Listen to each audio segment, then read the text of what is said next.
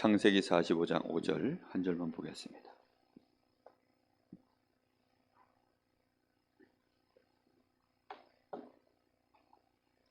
우리 다 같이 한 목소리로 봉독합니다. 당신들이 나를 이곳에 팔았다고 해서 근심하지 마소서, 한탄하지 마소서.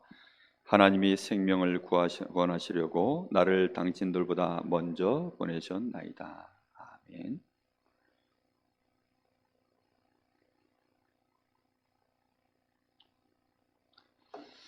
오늘 말씀 제목은 하나님의 절대 주권입니다.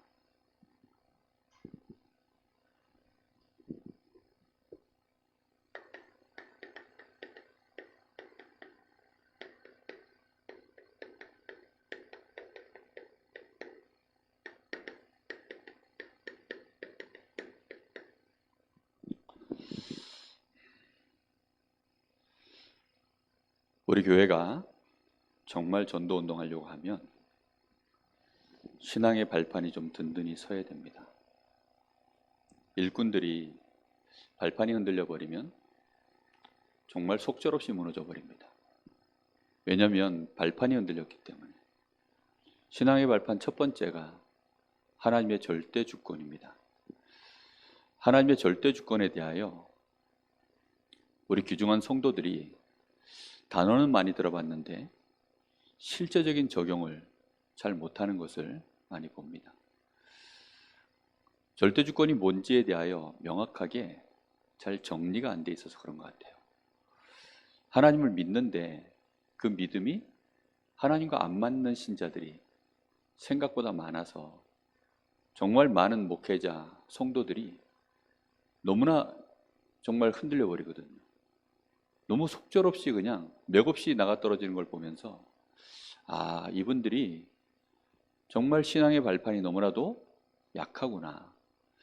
신앙의 발판이 약하면 결국은 이건 기반 아닙니까? 우리가 서 있는 곳인데 이게 흔들려 버리면 할 수 있는 게 없잖아요. 하나님의 절대 주권이라는 것은 우리의 신앙에 있어서 가장 확고한 발판입니다. 그럼 하나님의 이 절대 주권이 가장 잘 드러난 것이 뭘까요?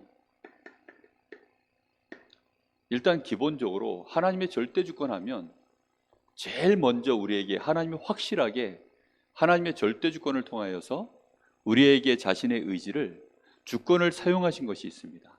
그게 뭐냐면 그리스도입니다. 그리스도를 통하여 너희를 구원하시겠다는 겁니다. 이거는 하나님이 그렇게 정하셨어요. 아무도 여기에 대해서는 토를 달 수가 없습니다. 그리스도 한 분을 믿는 믿음으로 내가 너희를 구원하겠다는 것입니다. 그 일을 위하여 하나님은 아브라함을 부르시고 아브라함 가문을 축복하시고 이 언약의 여정을 이어가는 그 가나안 땅으로 들어가야 되는 모든 이유, 하나님이 그렇게 해서 이스라엘을 하나님은 축복하신 것입니다. 근데 이 절대 주권 속에 있는 그리스도를 놓쳐버리면 또 반대로 어떻게 됩니까? 속절없이 무너지는 거예요. 하나님의 절대 주권이라는 것이 어려운 게 절대 아닙니다. 하나님이 자기의 주권을 가지고 확실하게 드러내신 것이 몇 개가 있는데 그게 첫째가 그리스도입니다. 두 번째가 뭔지 아십니까? 하나님의 가장 확실한 주권은, 하나님의 절대 주권은 뭡니까? 하나님이 다스리시는 겁니다. 하나님이 확실하게 자기의 왕권을 가지고 하나님이 다스리시겠다는 겁니다. 하나님이 다스리시면서 하나님은 뭘 하시는 거죠? 하나님의 나라의 일을 하시는 겁니다. 그 하나님의 나라의 일에 가장 확실한 것이 뭡니까? 그리스도를 통하여서 보여주셨잖아요. 구원의 역사를 이루어 가시겠다는 것입니다. 전도와 선교가 이거보다 더 확실한 하나님의 절대 주권은 없습니다. 근데 여기에 대하여 우리가 눈을 못 떴다? 그럼 그 사람은 하나님 안 믿는 사람이에요. 하나님을 믿지만 하나님의 주권에 대하여 인정을 안 하는 사람입니다. 그럼 그 사람하고는 하나님이 같이 갈 수가 없어요. 구원은 받았는지 몰라도 실제로 이 사람은 하나님께 응답받을 수가 없습니다.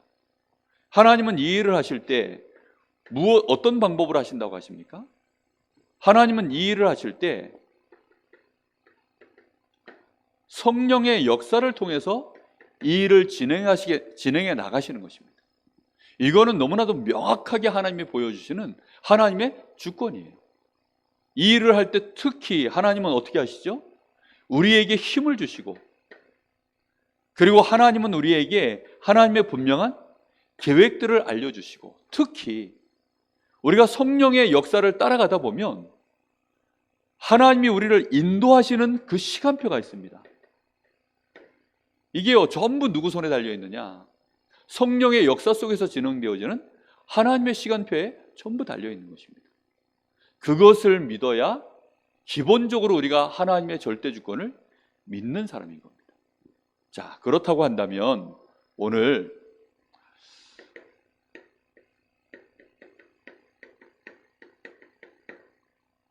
여러분 머릿속에 절대 주권이라면 네 가지 단어를 꼭 집어넣고 계셔야 됩니다.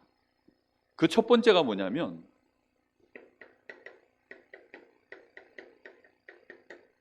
하나님이 창조주시라는 거예요. 하나님이 창조주시다. 그렇다고 한다면 모든 만물의 창조주요, 나의 창조주십니다. 그럼 하나님께는 당연히 뭐가 가죠? 하나님이 절대자시라고 하는 그 경외함이 당연히 우리의 마음속에 믿음으로 올려드리는 것입니다. 그 믿음이 있어야 돼요. 당연히. 그렇죠? 우리가 하나님이 창조주십니다라고 믿지 않는다면 하나님 안 믿는 거예요. 우리가 믿는 하나님은 성경에 나와 있는 하나님을 믿는 것이 아니라 이름만 하나님이라고 붙였을 뿐 하나님을 안 믿는 것입니다. 실제 우리를 구원하시려고 이 땅에 그리스도를 보내신 그 하나님을 믿는 믿음이 아닌 엉뚱한 하나님을 우리는 믿고 있을 뿐입니다. 하나님은 창조주 하나님 맞으십니까? 그 하나님이 절대 주권자가 맞으십니까? 하나님이 모든 만물의 주인이십니다. 나의 주인 맞으십니까? 그럼 내 모든 것이 누구 거지요? 하나님 것입니다. 그걸 구체적으로 인정할수록 우리는 하나님을 믿는 사람이 되는 거예요. 근데 중요한 건 뭐냐면 하나님이 이렇게 창조주이신데 창조해놓고 그러면 가만히 계시느냐? 아닙니다. 하나님은 지금 두 번째 단어입니다. 잘 안 쓰는 단어인데 섭리입니다. 섭리. 섭리라는 말은 다스린다 이런 뜻이에요. 하나님은 지금도 뭐하고 계시느냐? 다스리고 계십니다. 하나님 나라의 일을 이루시고 그 백성들을 다스리셔요. 그리고 하나님의 나라를 이루기 위하여 또 하나님이 세우신 귀중한 일꾼들을 사용하시고 축복하십니다. 그게 하나님이 다스리시는 거예요. 자, 여기까지도 믿는 신자들이 꽤 됩니다. 그래, 하나님은 지금도 모든 만물을 통치하시고 우리 교회를 다스리시고 내 인생을 다스리시고 거기까지 믿는 신자는 많아요. 왜냐? 여기까지는 그래도 좀 먼 얘기니까 피부에 와닿지 않아요. 여기까지는. 근데 진짜 중요한 건 세 번째입니다. 이제 여기서 대부분의 신자들이 요 세 번째 단어에서 헷갈려해요. 왜냐? 이 세 번째 단어를 마음에 깊이 새겨놓지 않아가지고 이 단어 자체가 사실 잘 안 쓰는 단어입니다. 세 번째 단어가 혹시 뭔지 아세요? 창조, 섭리. 섭리도 잘 안 쓰죠. 세 번째 단어가 뭐냐면 오늘 이후로 잊어버리지 마시고 많이 쓰시기 바랍니다. 경륜입니다. 오늘 새벽에 유 목사님이 그 하나님의 절대 주권과 응답 25 응답 이거 나왔죠. 근데 잠깐 하고 지나가시더라고요. 이거를. 경륜은 뭐냐? 하나님의 의도를 말합니다. 이제 이게 굉장히 중요해요. 역대상 29장 10절에 14절에 보면 다윗이 그런 고백을 합니다. 하나님이 모든 만물의 창조주시기 때문에 하나님께 모든 주권이 있습니다. 그러다 보니까 강하게 하는 거, 높아지게 하는 거, 존귀하게 만드는 거, 부하게 만드는 거, 귀하게 만드는 거, 그 모든 것이 누구 손에 달려있다고 고백하냐면 하나님께 다 있습니다. 근데 이 모든 것이 다 하나님 것인데 우리가 하나님께 받은 것을 가지고 우리가 하나님을 알게 돼서 이렇게 성전 건축하는 일에 우리가 드릴 수 있게 된 것이 너무나도 감사합니다. 다윗은 이렇게 고백을 해요. 근데 다윗이 그 고백을 할 때에는 이미 왕의 자리에 서서 하는 고백입니다. 근데 다윗은 그 자리에 서기까지 사실은 이 경륜을 제대로 누리지 못했다면 아마 다윗은 그 자리에 없었을 가능성이 100%입니다. 사울이 자신을 죽이려고 그토록 쫓아다닙니다. 그때 보통 우리는 이 하나님의 경륜 이걸 모르면 무슨 생각하죠? 아니 사울 저 사람이 도대체 나한테 무슨 억하신정이 있어서 이러실까? 내가 저 사람한테 충성을 다했는데 왜 저 사람은 나한테 이러지? 보통 우리는 이렇게 인과관계만 따지잖아요. 근데 다윗은 그렇게 안 해요. 그런데 문제는 다윗의 충성된 이 부하들이 다윗 쫓아다니면서 저 사울 죽여버립시다 이랬을 때 다윗이 뭐라고 얘기하죠? 아니다. 하나님이 기름 부어 세운 종을 내가 함부로 할 수 없다. 그러면서 다윗은 이제 항상 이 질문을 하는 거예요. 하나님이 왜 그렇게 하실까? 우리에게 응답이 오면 대부분 사람들은 응답받았습니다라고 좋아해요. 근데 하나님은 우리에게 응답을 주시는 게 목적이 아니라 그걸 통해서 뭘 알려주시려고 하시죠? 하나님의 의도가 뭔지를 알게 하시는 거예요. 하나님이 지금 너를 통해서 뭘 하려고 하시는지를 알게 하시는 거예요. 우리에게 문제가 오면 하나님은 우리를 문제 가운데 빠뜨려서 우리를 괴롭히는 게 취미생활이 아니라 그 일을 통해서 우리에게 뭘 알게 하시는 거예요? 하나님의 의도를 알게 하시는 거예요. 뭘 알게 하시는 걸 원하시죠? 내가 창조주이며 내가 지금 너를 다스리고 있다. 다시 말하면 하나님은 지금 우리와 위드, 임마누엘, 원네스 하고 계시는데 이걸 실제로 너희가 알기를 바란다는 것입니다. 근데 신자들 대부분이 여기에서 거의 적용을 잘 못해요. 어려움이 오면요 그 어려움 속에 거의 빠져버립니다. 싫은 거 있으면 벌써 마음에 좋다 싫다로 딱 나눠져 버려요. 내 마음속에 이건 O야 X야라고 결정하는 순간 하나님하고 나하고 이제 됩니까 안 됩니까? 안 돼요. 내 마음속에 이거는 아니잖아요 하나님 이런 생각 딱 들면 그때부터는 하나님하고 나 사이에 이제 아무런 뭐 더 이상 연결할 게 없어요. 하나님은 그걸 통해서 알게 하실 것이 있는데 내 마음속에 이건 아니잖아요 이래버리는 순간 하나님도 하나님도 어쩔 수가 없는 거예요. 하나님은 분명한 의도를 가지고 인도하고 계십니다. 바둑을 떠도 고수들은 한 수를 탁 둘 때 정말 제가 이해 안 되는 거 첫 수를 뜰 때 바둑을 뜨면요 이렇게 9점이 있거든요. 점이 이렇게 찍어져 있잖아요. 어차피 놓는 자리가 여기야. 흙을 쥐고서 처음 바둑을 딱 두면 거의 그 점에다가 놔요. 거의 뭐 90% 이상이. 근데 거기다 한 점 놓기를 어차피 대국 상대도 정해져 있고 그리고 어차피 내가 놔야 될 점도 정해져 있고 정석이라는 게 있어서 어차피 다 정해져 있어요. 근데 그 한 점을 놓는데 어떤 사람 보니까 프로 바둑 뜨는 거 보니까 20분도 걸리고 30분도 걸려요. 첫 수를 놓는데. 내가 너무 바둑을 모를 때는요 야 정말 바둑은 재미없는 거구나. 정말 돌았나. 저거 하나 놓는데 뭐한테 저렇게 머리를 저렇게 쥐어 싸매고 있나. 야 그거 보면 얼굴이 너무 심각한 거예요. 자기 나름대로 막 머리를 굴리고 있는데 저 뭐한테 저러고 있나. 더 가관인 거 하나 놓고요 막 그러고 나서 뭐 30분도 1시간도 지나는 경우도 있더라고요. 뭐 장고 뒤에 뭐 악수라나 또 뭐 한참 고민해 떴는데 엉뚱한 수. 근데 문제는 우리의 눈으로는 몰라요. 그 한 수를 뜰 때 거기에 그 한 수를 뜰 때 그 의도, 그 사람의 그 경륜, 그 넓이 깊이 높이가요 우리는 모릅니다. 그 누굽니까? 그 인공지능하고 처음 바둑 두네 우리나라에 이세돌이하고 걔 누구였지? 그 인공지능 이름이 뭐였지?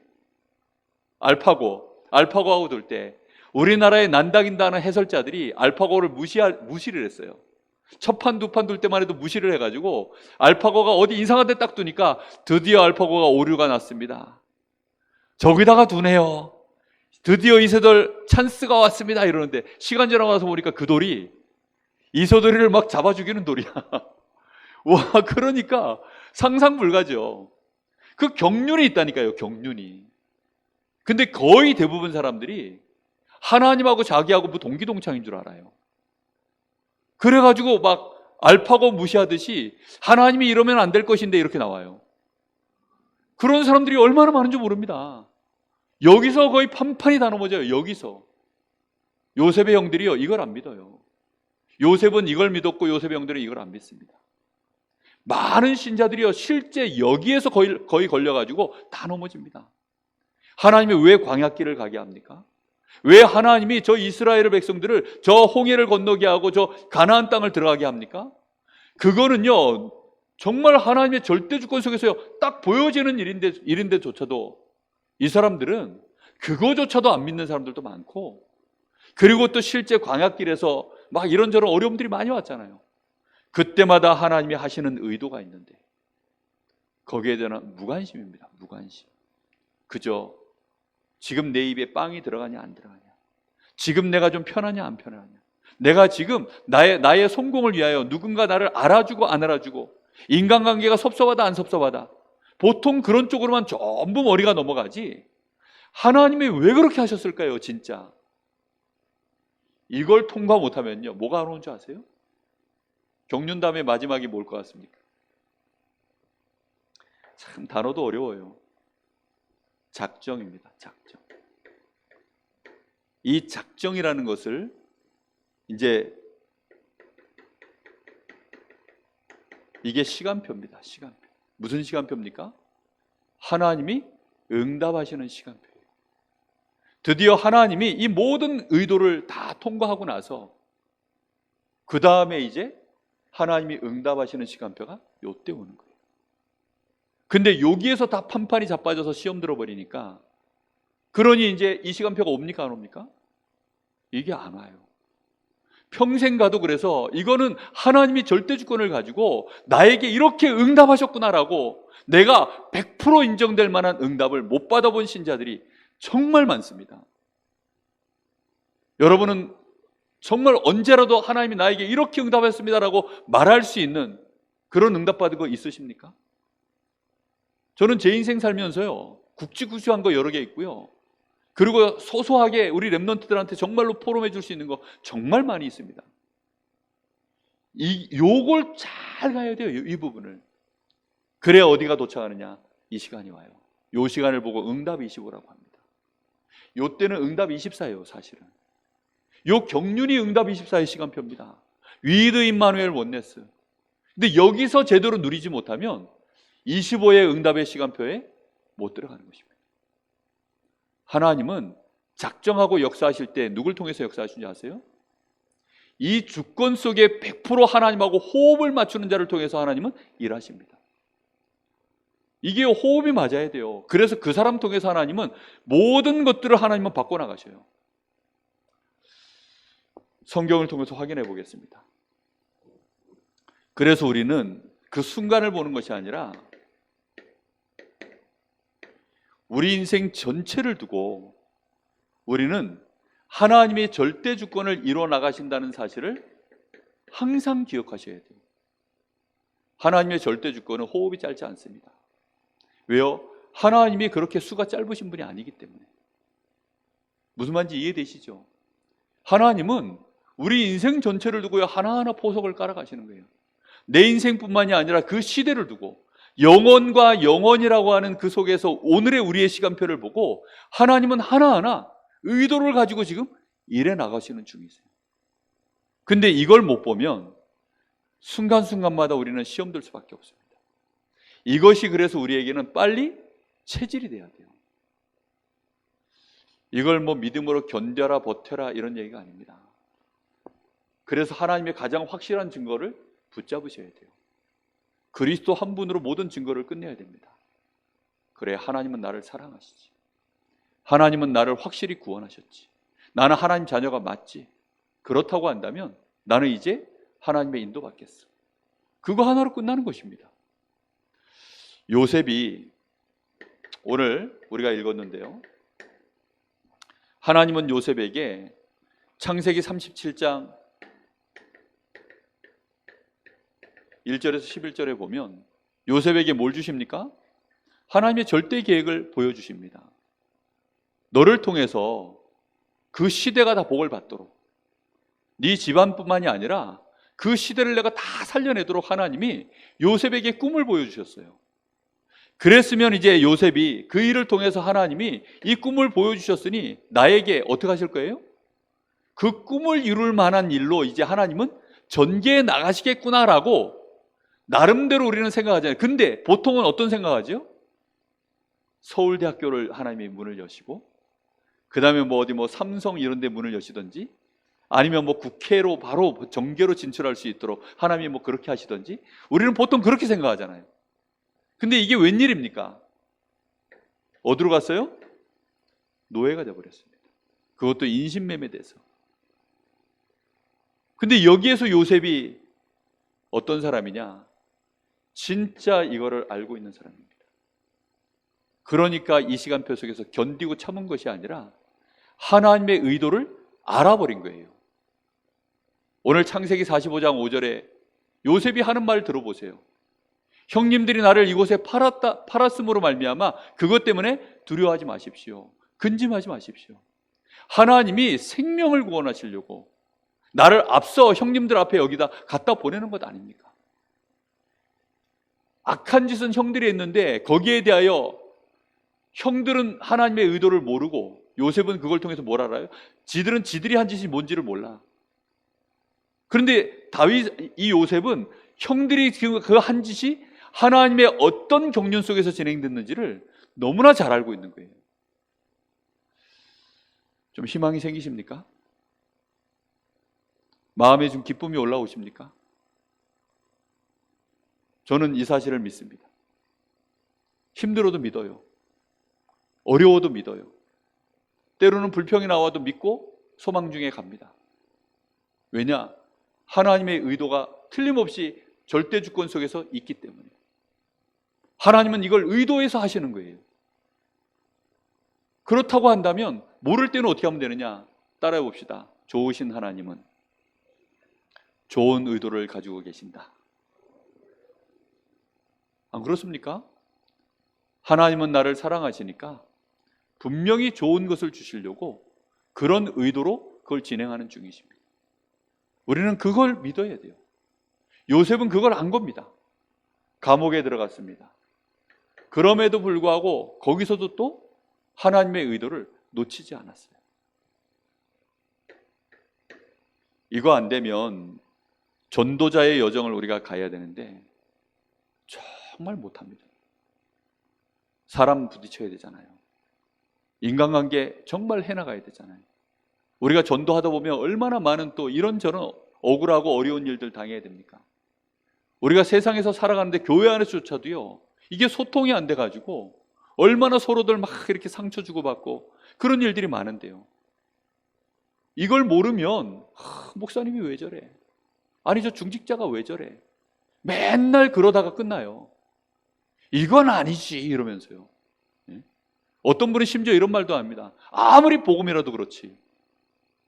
그 말은 무슨 뜻이냐? 아무리 하나님의 절대 주권이라도 그렇지. 그 말하고 똑같아요.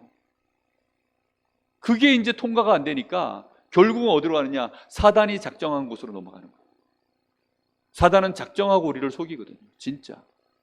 하나님의 경륜을 통과한 자가 나오면 하나님은 작정을 하고 그를 중심으로 해서 그 시대의 흐름을 바꿔버리시는 것입니다. 요셉이 이 절대주권 안에 있으니까 결국은 그 시대를 다 살릴 수 있는 총리의 자리에 하나님이 세워버리셨어요. 모세 인생을 보십시오. 모세 인생이 어느 날 정말 여기 TCK로 왕궁 안에 들어갔습니다. 아니 가족들 다 떠나서 이쪽으로 입양이 돼버렸어요. 그러니 얼마나 황당한 노릇입니까? 그야말로 홍길동도 아닌데 어머니는 어머니라 부르지 못하고 아버지를 아버지라 부르지도 못하고, 아니 그런 상황 속에 딱 묶여버렸습니다. 여기에서 40년 세월을 보냈죠. 그러니 하나님을 잊어버리고 하나님을 놓칠 수밖에 없을지도 모릅니다. 그런 이 모세에게 하나님은 이 광야에서 또 미디안 광야에서 40년 세월을 하나님은 또 보내게 하십니다. 드디어 모세가 하나님을 만나고 나서 여기에서 하나님의 경륜을 발견한 것입니다. 하나님이 그 긴 시간 동안 왜 이렇게 하나님은 모세를 잊어버린 인물처럼 여기다 두셨는지를 모세가 드디어 발견한 거예요. 그리고는 이 모세가 드디어 이스라엘 백성들을 끌고 출애굽을 하여 가나안으로 가는 이 여정 40년을 넉넉하게 승리해서 갑니다. 이 40년 세월, 여러분 이걸 가야 되는데 정말 저 같으면 더러워서 못해 먹겠다고 몇 번이라도 그럴 것 같아요. 근데 모세는 그 시간들을 인도받아서 승리했습니다. 어떻게 해서 가능했느냐? 하나님이 의도를 가지고, 절대 주권 속에서 하나님이 의도를 가지고 진행해 나간다는 사실을 모세는 믿었기 때문입니다. 그래서 하나님은 모세를 통해서 계속해서 응답의 시간표들을 인도해 가시는 거예요. 뭐 많은 사람 볼 것 없이 바울로 바로 넘어가겠어요. 바울의 여정을 한번 보십시오. 바울이 가장 잘 나갈 때가 이때였습니다. 바리새인일 때. 정말 바리새인 중에 바리새인이었습니다. 그래서 이렇게 잘 나갈 때 핍박자이기 전에 요때 이 바울을 딱 꺾어서 구원해 버렸으면 폼 좋잖아요. 바울도 참 폼 잡기 좋고. 근데 하나님은 어떻게 하셨죠? 요때 바울을 꺾었습니다. 핍박자일 때. 그 실제 그리고 스데반을 순교하는 일에 거기에 앞장서고 교회를 박해하고 교회 다메섹까지 이제 쫓아가서 막 이제 교회를 진멸하려고 하는 그때에 하나님이 이 바울을 꺾어버렸습니다. 여기에 하나님의 경륜이 보이십니까? 바울은 자존감이 굉장히 높은 인물입니다.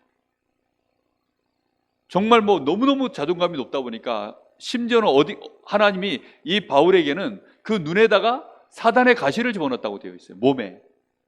바울이 고린도후서 12장에 보면 막 몸 안에 있는지 몸 밖에 알 수 없을 정도로 하나님 앞에 막 깊은 기도를요 3번씩이나 했는데 그 안 고쳐졌어요. 근데 왜 안 고쳐졌느냐? 네가 스스로 교만해질까 봐 너에게 이 사단의 가시를 넣어놨다는 것입니다. 너에게 준 그 은혜가 족하다라는 것을 그 안에서 늘 누리라고. 하나님이 자신에게 준 고통과 어려움조차도 하나님의 의도가 뭔지를요 깊은 기도 속에서 찾아낸 인물이 이게 바울이에요. 바울은 내가 사도들 중에 가장 작은 자다, 나는 죄인 중에 괴수다, 그런 고백을 쉽게 할 수 있었던 이유가 뭐냐면 이 시간표에서 구원을 받았기 때문이에요. 참 그러니 예수님 십자가에 못 박는 일에도 앞장섰을 것이고 틀림없이. 베드로는 예수님 뭐 욕하고 도망간 거면 애교입니다. 애교. 그 정도는 정말 그 정도는 애교 수준이에요. 바울은요 이름은 드러나지 않았지만 틀림없이 산헤드린 공회나 또 그 유대인들이 막 예수 십자가 못 박을 때 영향력 있는 인물이니까 틀림없이 그 작당하는 일에 뒤에서요 발벗고 뛰었을 것입니다. 그 일이 될 수 있도록 막 심부름하고 막 혈기 있게 왔다 가면 아마 틀림없이 그렇게 했겠죠. 그러니 자기는 진짜 구원받은 것 자체가 놀라운 은혜인 거죠. 이거는 오직 그리스도 아니고서는 구원받을 수 없구나라는 것을 확실하게 하나님이 알도록 그렇게 그 시간표에 꺾으신 것입니다.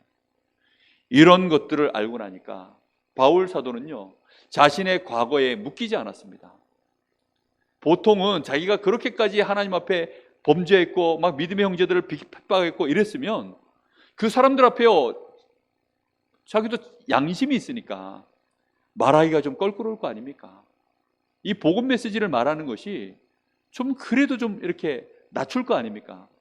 그런데요 바울은 하나님의 그 경륜을 정확하게 알았기 때문에 전도자로서 원색 복음을 가장 강렬하게 정확하게, 심지어는 베드로에게까지도 너 그거 틀렸어라고 말할 정도로 그렇게 말할 수 있는 자로 바울은 선 것입니다. 하나님이 나를 왜 이 시간표에 그렇게 꺾으셨는지에 대한 의도를 정확하게 알았기 때문에. 무슨 말인지 이해되십니까? 이 안에 엄청난 메시지들이 사실 할 말이 되게 많아요. 우리가 이런 것들을 정확하게 잘 모르면 하나님을 믿습니다 하는데요, 일반 사람들 다 믿는 하나님이에요. 그거는 웬만한 과학자들도 다 믿는 하나님입니다. 하나님은 그래 다스리시겠지, 그 정도로 끝나요. 너무나 멀고 막연하고.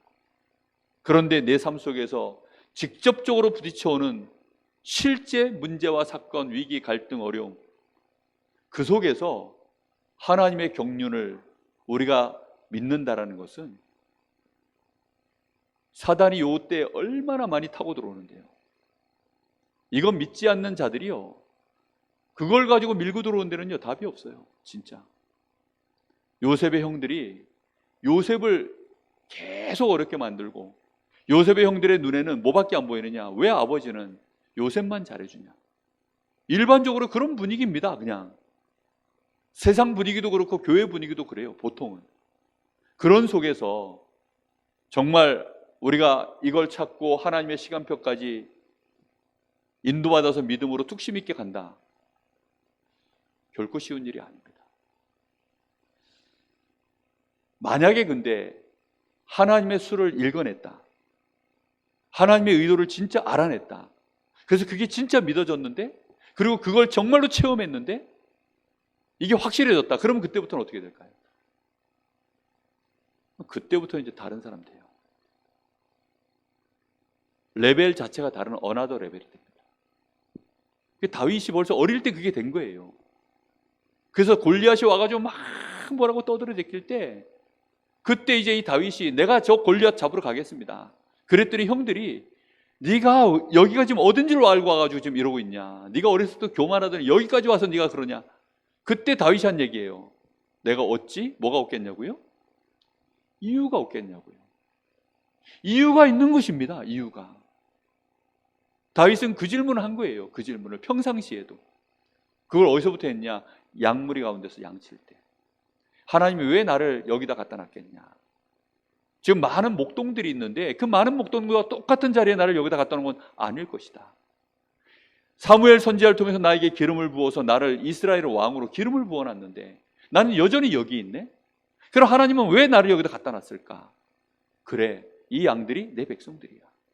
나는 이 양 한 마리도 잃지 아니하도록 하나님이 나를 여기다가 인턴십 시키는 거야. 저 곰이 들어오고 사자가 들어오는데 그럼 나는 어떻게 하면 지켜낼까? 그러면서요, 하나님 앞에서 믿음 가지고 기도하면서요, 믿음과 실력을 겸비해서 키운 것입니다.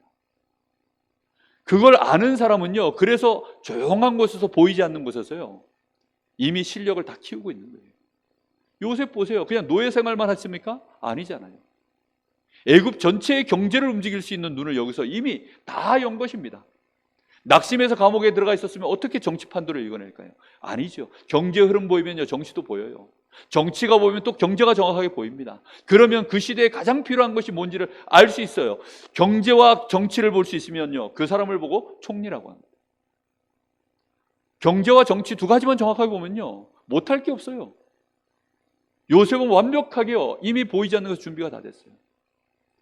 그러니 하나님이 딱 원하시는 의도를 아는, 세상의 흐름만 아는 것이 아니라, 사람들의 판만 아는 것이 아니라 하나님의 나라의 이 경륜을 알고 있는 요셉이니까, 뜻이 하늘에서 이룬 것처럼 땅에서도 이루어지는 일에 정확하게 심부름할 수 있는, 인도받을 수 있는 인물이니까 하나님은 그를 중심으로 움직이시는 것입니다.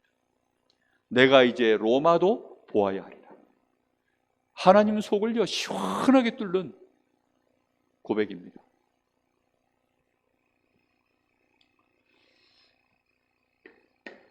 그래서 우리는 이걸 적용할 때 절대 주권을 우리의 삶 속에 적용해내야 됩니다. 일단 뭘 해야 되느냐? 100% 인정하셔야 돼요. 뭘 인정하느냐?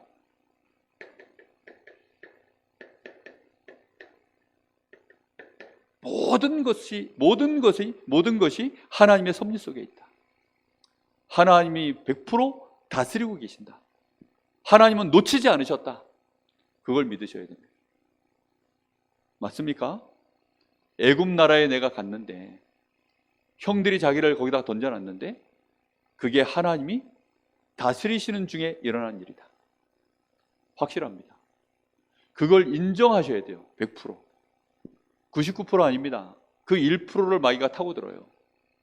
100% 인정해야 됩니다. 그리고 그 안에서 하나님의 경륜을 어떻게 하라고요? 100% 인정하셔야 됩니다. 이거밖에는 답이 없어요. 100% 인정하는 것입니다. 100%. 하나님의 의도를 내가 모르겠으면 어떻게 하면 돼요? 모를 때가 있잖아요. 어떻게 다 알아 우리가.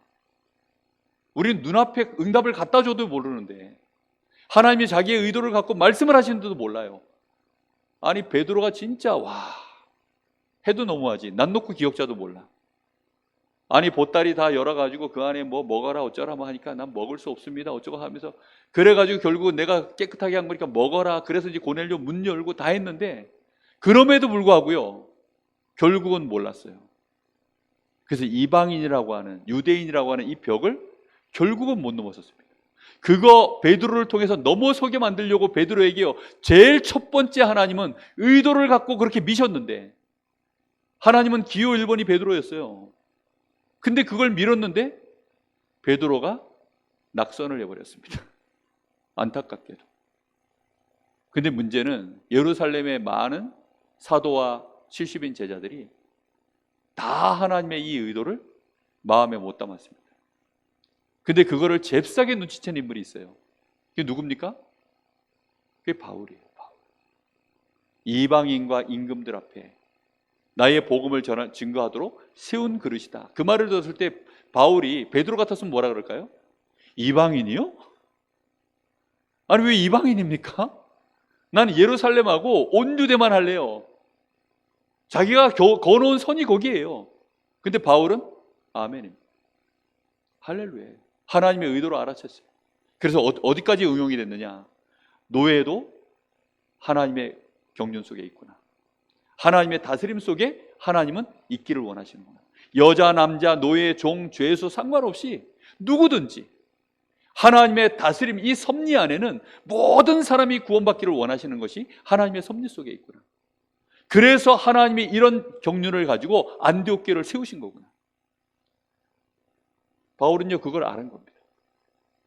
우리는 이런 것들을 100% 일단 인정하셔야 돼요. 그럼 모를 때는 어떻게 해야 되느냐? 좋으신 하나님은 좋은 것을 주셨다. 아멘? 틀림없습니다. 좋으신 하나님은 좋은 것을 주셨다. 완전하신 하나님은 완전한 것을 주셨다. 여러분이 아는 하나님은 어떤 하나님입니까? 창조주 하나님은 창조적인 것을 주셨다. 이렇게 믿어버리면 돼요. 사랑의 하나님은 사랑을 주셨다. 그게 하나님의 의도입니다. 구원의 하나님은 구원의 문을 나에게 여시는 것이다. 이렇게 되어졌을 때 드디어 우리에게 뭐가 믿어지기 시작하냐면 하나님의 작정이 믿어져요. 하나님의 작정도 어떻게 하셔야 되느냐? 100% 인정하셔야 됩니다. 하나님의 작정을 100% 인정한다는 말이 무슨 뜻일까요? 조급함이 없어지는 겁니다. 조급함이 없어져요. 제가 제일 많이 받는 질문이 어떤 종류의 질문이냐? 언제입니까? 라는 거예요. 하여튼 그 조급함에서 나오는 질문들을 제가 랩런트들한테 가장 많이 받아요.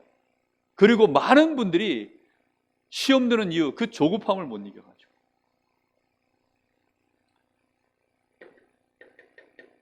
시간표가 누구께 있다고요? 하나님께 있어요. 이 경륜을 우리가 인정해도 시간표를 100% 하나님께 정말 안 두면 말라 죽습니다. 못해요 그거. 그래서 어떻게 해야 되느냐? 진짜 이거 인정되어지잖아요? 그럼 그때부터 이제 뭐가 되냐면 이게 됩니다. 누림. 방종 아니에요. 누림이 돼요. 정말 기다리면서 누리게 돼요. 잘 보세요. 이 경륜과 하나님의 작정을 안 렘넌트 7명. 얼마나 제대로 누렸는지 영성과 지성이 같이 딱 준비되어지잖아요. 믿음과 실력이요 같이 딱 준비되어지잖아요. 그 하나님이 역사하실 시간표까지 내가 뭘 누리면 되는가에 대한 분명한 준비가 되어지잖아요. 이것이 안 되어지면 우리는 전도 현장에서 전도하는 거 내 성질 못 이겨가지고 내 마음대로 해버리는 게 정말 많아집니다. 정말 아직 준비도 안 된 사람을 갖다가 내가 이만큼 기도했고 이제는 나도 더 못 찾겠다 그래가지고 입 벌려 해가지고 강제로 막 복음을 쑤셔 넣고 이제 이런 식으로 가버리면 결국은 되는 것처럼 안 됩니다.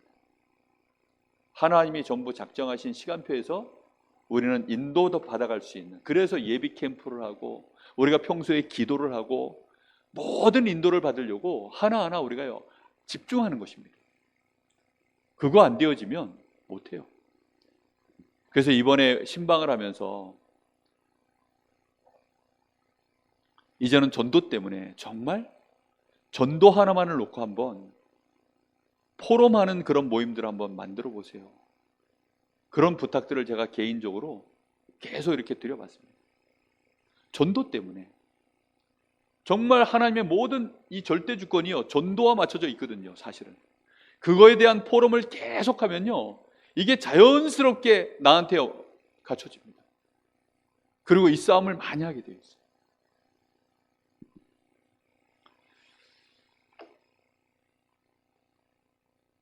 이 누림 속에 반드시 그래서 하셔야 될 것이 성령 충만입니다. 자, 결론입니다.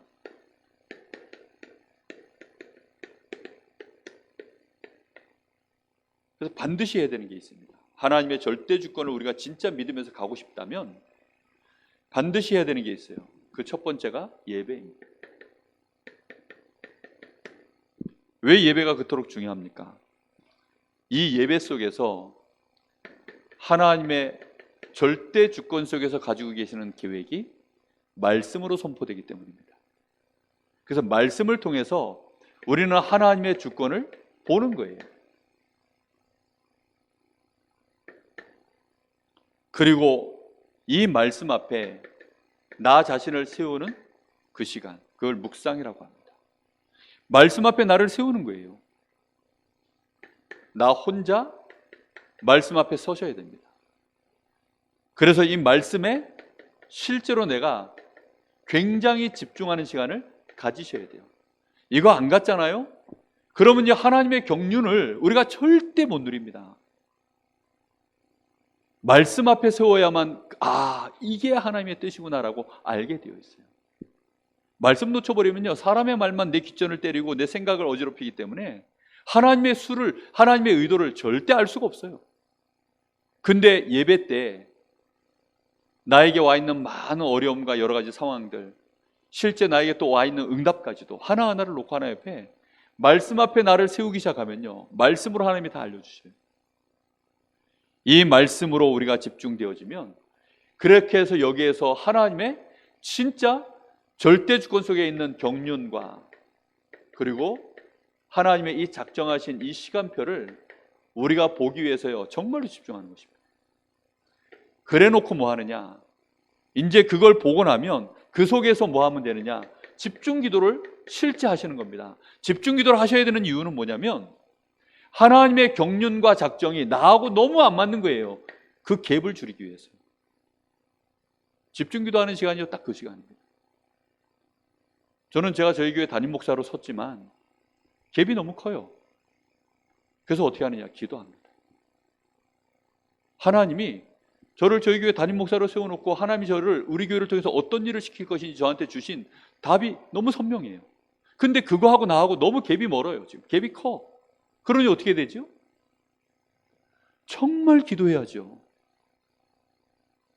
내가요 이 갭을 못 줄여내면 그 못 줄인 시간만큼 전부 나는 뭐 하고 있느냐, 불신앙하고 있는 겁니다.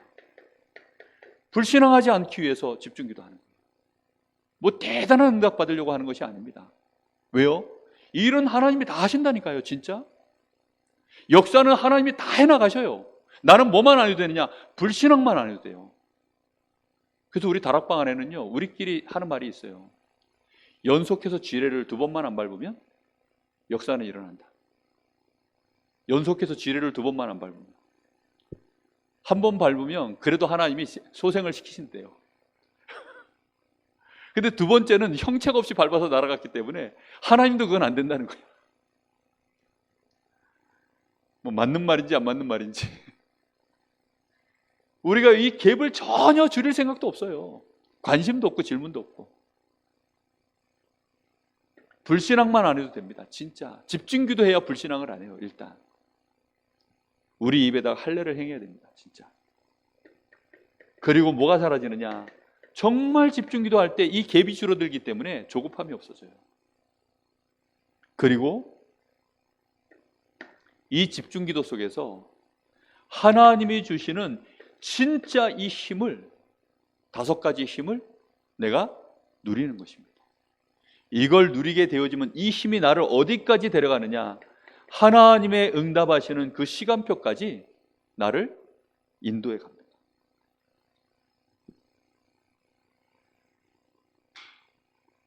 성경을 여러분 한번 봐보세요. 믿음의 선진들이, 정말로 승리한 선진들이 어떻게 승리했는지. 저는 아무리 생각해봐도 이대로입니다. 전도도 똑같아요. 여기를 벗어나지 않습니다.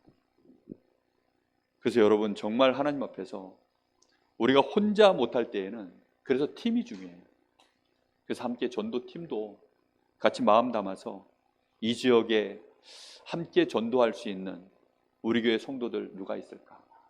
그 질문만 하셔도요, 하나님의 의도하고 맞아지기 시작합니다. 나는 몰랐던 하나님의 의도하고 맞아지기 시작하고, 하나님의 의도가 나한테 발견되기 시작합니다. 그래서 하나님이 저 사람을 우리 교회에 세워납니다. 그래서 우리 교회가 지금까지 이렇게 여기까지 왔구나. 나를 이 지역에 이렇게 살게 하신 이유가 그래서 그랬구나. 그런 거 하나하나가요, 다 이해가 되어져요. 그러면 쉽게 사단의 속임수에서 빠져나옵니다. 그리고 헛웃음만 나와요. 내가 너무 쉽게 사단한테 속아가지고 아무것도 아닌 거에 내가 시험 들어서 상처받고 혼자서 무너지고, 참 내가 멍청했구나 알게 됩니다. 우리는 더 이상 사단이 간계를 부릴 수 있는 그런 사단의 발판에서 벗어나야 되겠습니다. 하나님의 절대 주권 속에 우리의 인생 발판이 마련되어질 수 있도록 우리 같이 합심해서 주신 말씀 그대로 붙잡고 같이 한번 기도하겠습니다. 살아계신 아버지 하나님, 감사를 드립니다. 오늘 밤에 하나님의 절대 주권이 무엇인지 믿음의 선지들처럼 제대로 알고 누릴 수 있도록 하나님 은혜를 주시길 간절히 원합니다. 하나님은 지금도 분명히 절대자이시며 우리를 다스리고 계시며 분명한 의도와 목적을 갖고 우리를 인도하고 계신 줄 믿습니다. 우리의 삶 속에 어떤 어려움, 위기, 갈등, 문제가 와 있을지라도 하나님 거기에 빠져있지 말게 하시고, 이제는 하나님의 경륜이 무엇인지 질문할 수 있는 우리의 영적 상태가 하나님 회복되어질 수 있도록 오늘 밤에 말씀 속에서 우리에게 은혜를 덧입히시고 우리의 생각과 마음을 하나님이 치유하시길 간절히 원합니다. 질문할 수 있는 우리의 영적 상태에 되게 하여 주옵소서. 하나님의 경륜을 정말로 이제는 집중하여 볼 수 있는 우리의 영적 상태가 되어질 수 있도록 하나님 역사해 주시길 간절히 원합니다. 하나님을 원망하는 것에서 벗어나게 하시고 사단에게 속지 아니하도록 하나님 오늘 저희들에게 믿음을 더하시고 지혜를 더하시길 간절히 원합니다. 하나님을 믿게 하시되 100% 인정하며 믿을 수 있도록 하나님 인도하여 주시옵소서. 하나님은 우리에게 틀림없이 의도를 가지고 지금도 절대 주권을 가지고 우리의 삶을 인도해 나가시는 줄로 믿사오니 하나님 한순간도 이제는 그 사실을 잊지 말게 하시고 놓치지 않게 하시고 정확한 믿음 가지고 나아갈 수 있도록 주님 역사하여 주시길 원합니다. 그래서 정말로 하나님이 영광을 받으시는 하나님의 작정된 그 시간표에 우리가 서서 이것을 하나님이 이런 의도를 가지고 지금까지 하셨고 요셉처럼 하나님이 그렇게 하신 것입니다라고 불신앙하는 그들 앞에 증인으로 설 수 있도록 하나님 저희들에게 은혜를 주시길 간절히 원합니다. 하나님의 의도와 하나님의 작정을 설명할 자가 없어서 하나님 지금도 교회가 힘을 잃고 있고 믿음의 사람들이 현장에서 힘을 쓰지 못하고 있습니다. 주여 간절히 원하오니 주여 저희들에게 하나님의 이 분명한 절대 주권의 발판 위에 서서 이제는 하나님의 경륜을 보며 하나님의 작정된 그 시간표까지 하나님 저희들이 찾아가며 나아갈 수 있도록 누리면서 나아갈 수 있도록 하나님 여유있게 많은 연약한 자들과 함께 그들을 섬기며 힘있게 나아갈 수 있도록 주여 저희들에게 은혜를 주시길 간절히 원합니다. 주님 역사하여 주시옵소서. 성령으로 충만케 하여 주시옵소서. 주님 감사합니다. 살아계신 하나님, 진심으로 감사를 드립니다. 하나님의 절대 주권이 진실로 지금도 분명할진데 우리가 하나님을 믿노라 하면서도 우리의 영적인 무지로 우리는 지금까지 나도 모르는 사이에 하나님의 영광을 가릴 수밖에 없는 여정이었음을 고백합니다. 하나님이 요셉을 작정하신 시간표에 세웠을 때 모든 사람이 하나님을 인정할 수밖에 없었던 그 자리에 요셉이 섰던 것처럼 또 하나님이 나를 이렇게 하셨던 이유에 대하여 불신앙하는 자들 앞에 분명하게 그 의도를 설명하고 하나님께 영광을 돌릴 수 있었던 요셉처럼 하나님, 저희들이 그렇게 되기를 원하오니 주여 저희들에게 오늘 밤에 주신 말씀으로 우리의 영안을 밝혀주시고 우리의 믿음을 더하여 주옵시며 알 수 있도록 지혜와 계시의 영을 충만하게 부어 주시옵소서. 우리 사랑하는 귀한 하나님의 자녀들, 이 전도자들이 현장에서 하나님의 의도를 놓치고 불신자에게 수모를 당하지 않게 하시고 이제는 그 불신자들 앞에 하나님의 분명한 의도 앞에 당당하게 믿음으로 그들 앞에 빛을 발할 수 있는 증인으로 설 수 있도록 현장에 전도의 망대, 복음의 망대에 세우는 전도자의 여정 걸어갈 수 있도록 하나님이 축복하여 주시옵소서. 살아계신 예수님의 이름으로 기도하옵나이다.